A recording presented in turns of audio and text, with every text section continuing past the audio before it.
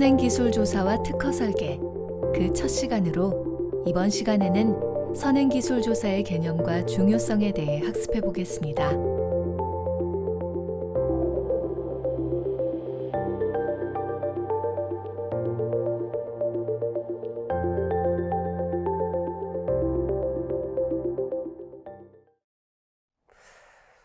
안녕하세요. 변리사 나성군입니다. 우리가 특허에 관련되어서 지식재산권에 관련되어서 기본적인 개념을 이해하기 위해서 누구, 무엇이라는 단어를 지속적으로 사용하고 있습니다. 특히 무엇을 판단할 때는 이전에 있던 거와 동일하면 신규성, 이전 거와 비슷하면 진보성이 없다라고 해서 특허를 받을 수가 없다라고 말씀을 드렸습니다. 상표 디자인 저작권도 비슷한 개념을 가지고 있습니다.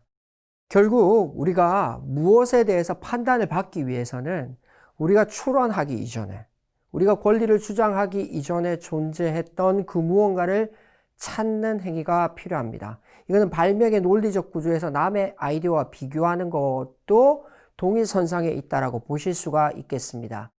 그렇다면 이것을 우리는 어떠한 용어로 설명할 수 있을까요? 기본적인 개념으로 다시 한번 돌아가 보도록 하겠습니다. 2차 산업혁명의 대표적인 발명가인 에디슨은 이렇게 얘기했습니다.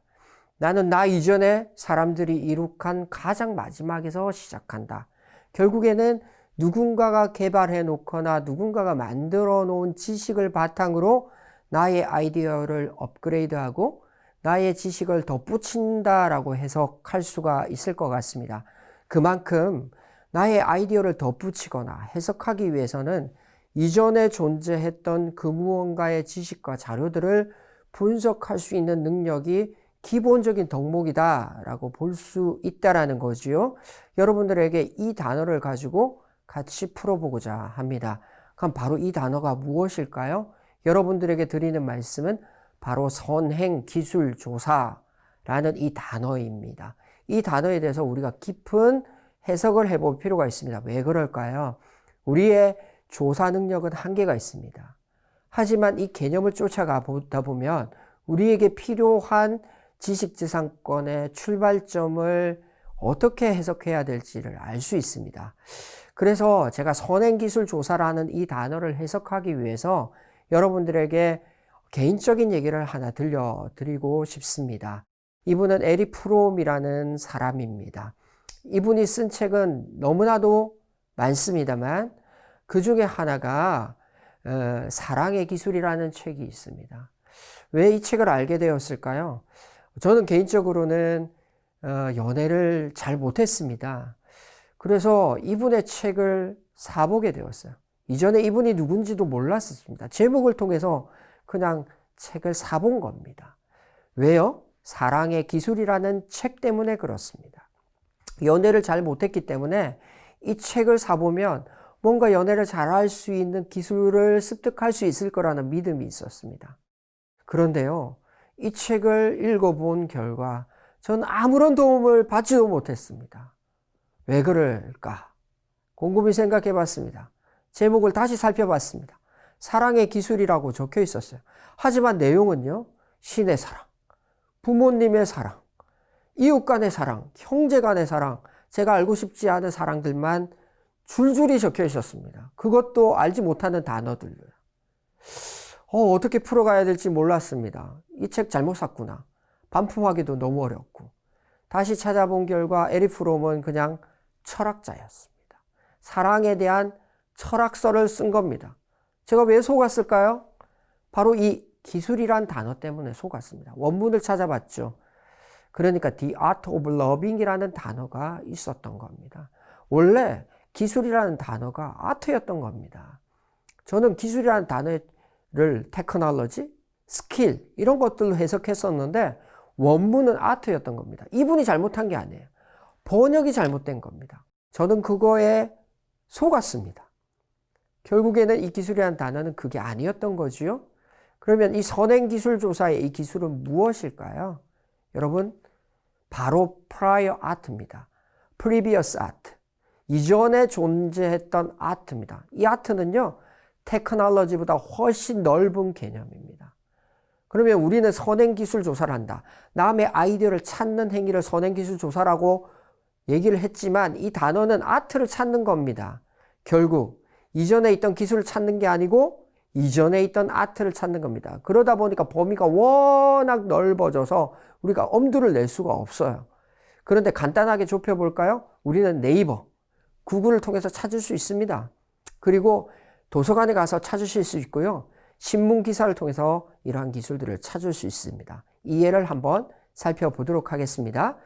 옛날 한 10년 전에 애플과 삼성이 아이패드와 갤럭시 탭으로 소송이 붙은 적이 있습니다. 미국에서 붙었죠. 애플은 자기의 고유한 디자인이라고 하면서 삼성에게 천문학적인 소송 비용을 청구했습니다. 손해배상액을 청구한 거지요. 삼성 입장에서는 엄청난 경제적 타격을 입을 수밖에 없는 상황에 이르렀습니다.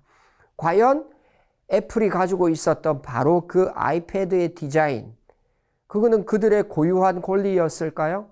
삼성이 찾아봤던 거는 애플의 권리를 무력화할 수 있는 선행기술을 찾는 거였습니다. 결국 프라이어 아트를 찾는 거였죠. 아니나 다를까 어떤 영화를 찾아냈습니다. And incapable of error.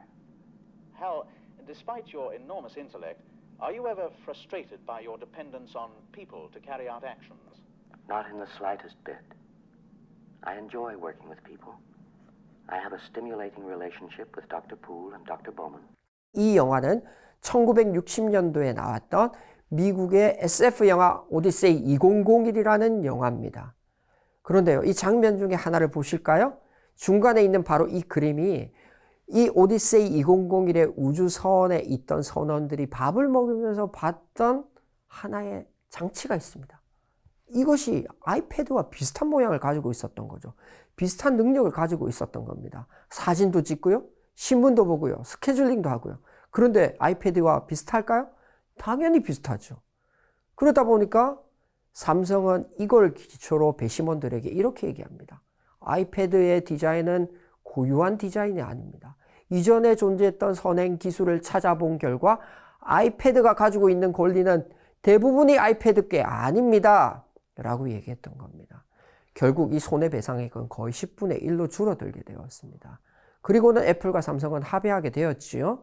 그런 절차를 우리에게는 중요한 도구로 작용하고 있다는 점을 이해하실 필요가 있습니다. 이걸 잘 찾으면요, 우리의 아이디어도 업그레이드하고 남의 아이디어도 무력화시킬 수 있다는 겁니다. 내가 출연할 때는 나의 아이디어를 업그레이드하기 위한 도구로, 그리고 남의 권리를 무력하게 하기 위한 도구로 소송이 걸렸을 때 쓰일 수 있다는 측면에서 이 선행기술 조사는 아주 유용하면서도 필수적인 절차다라고 보실 수가 있겠습니다.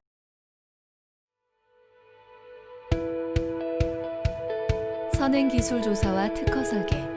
이번 시간에는 선행기술조사의 개념과 중요성에 대해 학습해 보았습니다.